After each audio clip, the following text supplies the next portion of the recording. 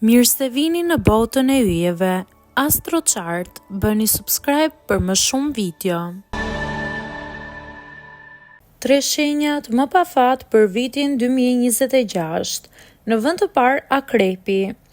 Akrepi mund të përballet me periudha të paqëndrueshme emocionale, ku ndjenja dhe marrëdhëniet nuk do të shkojnë sipas pritshmërive. Viti mund të sjellë vonesa në realizimin e planeve të rëndësishme ose konflikteve të papritura. Akrepi duhet të ruajë durimin dhe të fokusohet te zgjidhjet, jo tek problemet. Në vend të dytë, Binjakët.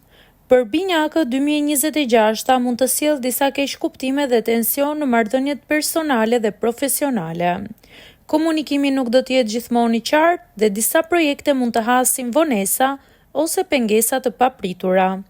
Binjakët duhet jenë të kujdesshëm me fjalët dhe vendimet e nxituara dhe të përpiqen të qëndrojnë të qetë kur situata bëhet e vështirë.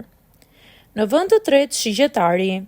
Shigjetari mund të ketë sfida në planin financiar dhe të përjetojë disa rrotullime të papritura që kërkojnë adaptim.